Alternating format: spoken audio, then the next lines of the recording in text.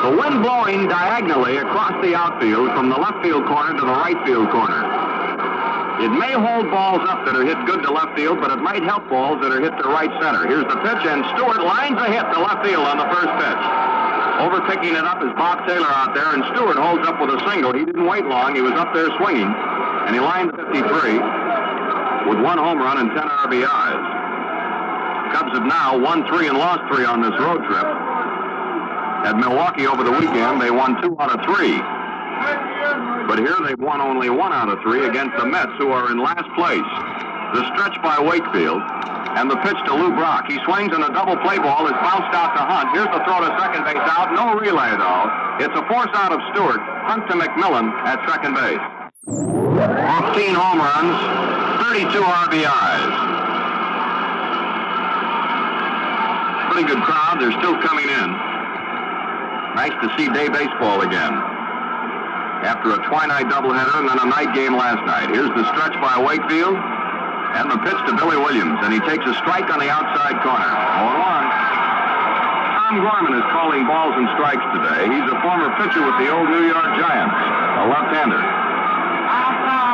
Rube Walker coaching at third. Lou Klein coaching at first base for the Cubs. Brock on first, 1 out. First inning, there is no score. The game is only a couple of minutes old. Here's the pitch to Williams, and he swings and misses the slider. Strike 2. Throw to first by Gonder, and the runner's back. Old-style beer. Glad that you could be with us. Cubs will be home tomorrow. A Ladies' Day game against the Pirates. Bob Buell will pitch against Pittsburgh. We'll have another single game on Saturday and a doubleheader Sunday with Pittsburgh. So it's a big weekend, the Cubs and the Pirates at Wrigley Field. Pirates have been playing good ball. They're only 3.5 games out of first place. There goes Brock. The pitch is hit foul on a curveball down the right field line. 2 strikes on Williams with Brock on first and 1 out. Bright, sunny, delightful day in New York. Oh, yesterday was hot and sticky.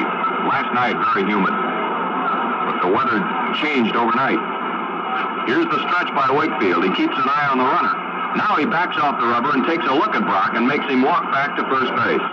0-2 pitch. He swings and he misses. He struck him out. The cleanup man, third baseman Ron Santo, batting .314. 7 home runs and 35 RBIs. Brock on first with 2 gone in the top of the first inning. Wakefield, a young right-hander, goes into the stretch. Here's a quick move to first base, and Brock is back safely. Big plane coming in, ready to land at LaGuardia, which is just over here behind left field. Here's the stretch. Pitch to Santo, and he takes a ball down low. Ball 1. Pitch is a strike. Here's the throw by Gonder. It's bad. It goes into center field, but the shortstop McMillan goes out and picks it up before Brock can get up and go to third. Well, it's the 7th steal of the year for Brock, and the Cubs' 27th as a team. Fastball swung on and missed by Santo. And well-known author. 1 ball, 2 strikes on Santo. Brock at second base, 2 gone here in the top of the first inning. Wakefield goes into the stretch. Here's the pitch. Swing and a foul ball back here up over our heads. Swing and a fly ball, well hit left center. Left fielder going back. He's near the wall. It might be gone. It is a home run for Santo over the wall in left field. Left fielder Taylor leaped up and the ball disappeared. And it's a home run for Santo, and the Cubs lead 2-0. His 8th home run of the season. His 36th and 37th runs batted in. And the Cubs have taken a 2-0 lead here in the first inning on a long drive by Santo. The wind might hang that ball up and enable Taylor to grab it. Swinger. A newly acquired Cub from the Milwaukee Braves. The pitch to Gabrielson is a fastball down the middle. Strike 1 call. Whacks it foul behind the plate. 2 strikes on Gabrielson. And he's been doing a bang-up job defensively. Made some sparkling plays at third. Here's the pitch. Curve and it's high. A ball and 2 strikes on Len Gabrielson. Winging a drive into left field. It's curving, slicing, might be fair. It is a foul ball down the left field line. And the pitch on the way to Gabrielson. There's a ball high and outside. Here's the pitch on the way. A swing and a bouncing ball up the middle. Second baseman Hunt goes to his right. Fields it and throws to Cranepool for the out. So the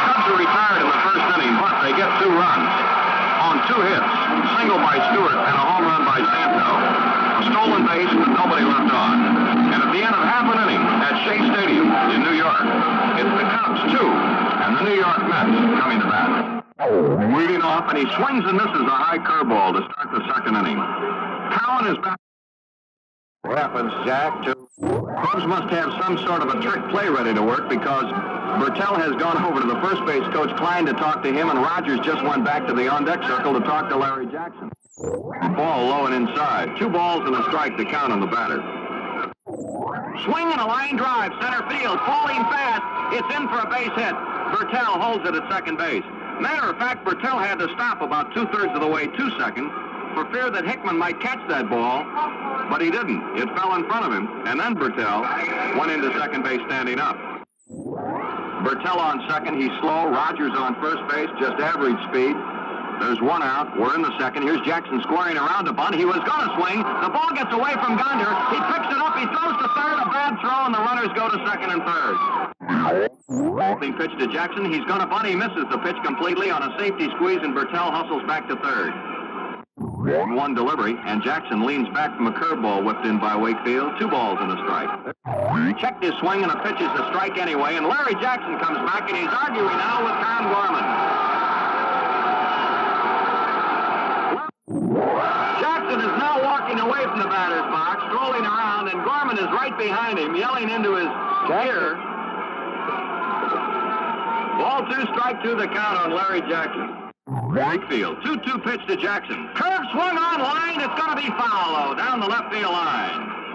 Bertel on third, Rogers on second.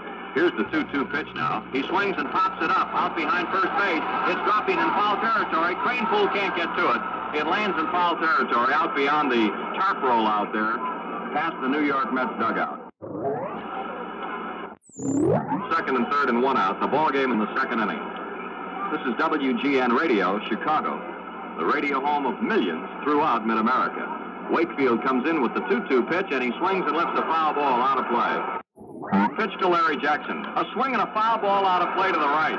Wakefield again pitching. He tries to bunt. He misses. Now they got Bertel in a rundown. Gonder chases him back to Charlie Smith, and he tags him out. A 3-2 delivery, and he swings and grounds one to Charlie Smith, the third. Here's the throw across to Cranepool, and it's in time, and Jackson and the Cubs are retired. In the second inning, no runs, 1 hit, a pass ball, and 1 man left on base. At the end of 1.5 at Shea Stadium in New York, it's the Cubs 2, the Mets nothing.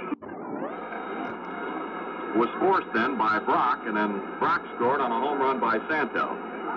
So here is Jimmy Stewart, who last night had 4 out of 5. He's had 5 hits in a row now.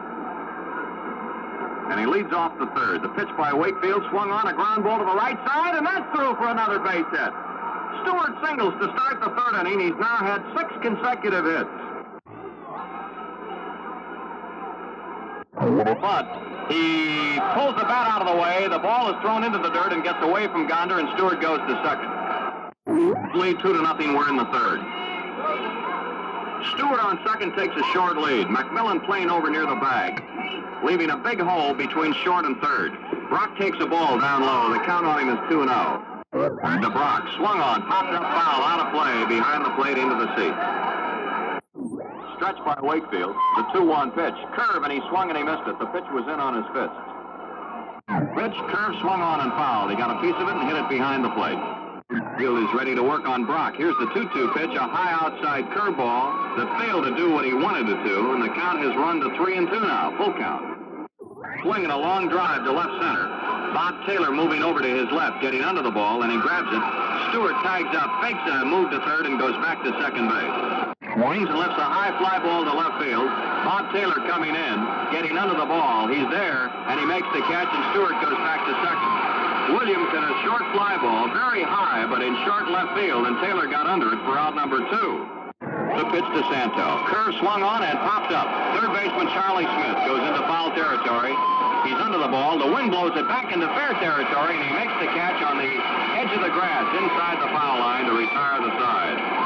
So Wakefield did all right after giving up a single and throwing a wild pitch. There was a man on second with nobody out. And then he got Brock, Williams, and Santo with no trouble at all. No runs and a hit, 1 man left on base. At the end of 2.5 innings of play, it's the Cubs 2, the Mets nothing. 1-1 pitch to Gabrielson. A change of pace, and it's outside. 2 balls and a strike. Swinging a foul, and that hits him in his right knee. These batters are getting pounded by their own foul balls today in the batter's box.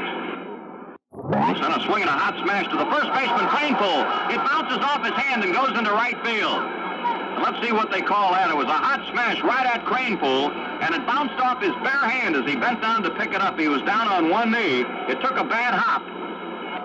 Low outside, ball one. He threw a curveball away from him, but it was too far outside. Throw to first, and Big Gabrielson jumps back to the bag again.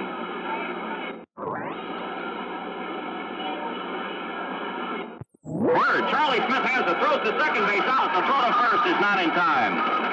Charlie Smith went quickly to his right, grabbed that hot smash, stepped on third as he spun around to throw to second base, and got his force play on Gabrielson as he whipped a strike to Hunt covering second base. Cole takes a strike at the belt. Tom McCraw hit a home run for the White Sox, and the speedball Cowan is on first base. There is one out. Here's the pitch, and it's a strike knee high, and Bertel looks back at Gorman. He didn't like the call. It's hard to believe the standings after seeing the Mets play this year that they've won only 18 and lost 36. They've lost twice as many as they've won. Against the Cubs, they look like champs. Here's a curve low outside, a snap throw to first, and Cowan's back. Bertel chokes up on that bat handle maybe 3-4 inches. Cowan takes his lead. Stretched by Wakefield.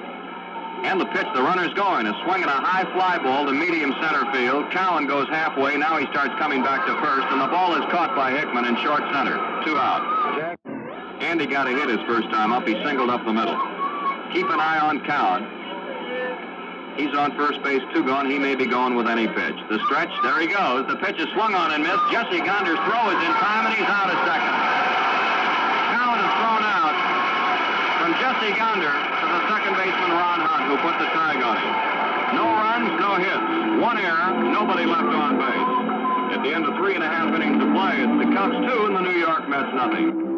Roger swings and taps it to Charlie Smith, the third. He's in fast, passes, throws to first, and he gets him. Ball outside, ball one. We're in the 5th. Cubs 2, Mets nothing. Pitch. Down low. Jackson faked the bunt as he saw Charlie Smith playing him fairly deep at third, but the pitch was in the dirt. 2-0. Pitch. Jackson takes a strike, letter high on the inside corner. 2-1. Fires a fastball. Strike 2 called. Knee high on the outside part of the plate. A windup. The 2-2 pitch to Jackson. He swings and he misses. He struck him out.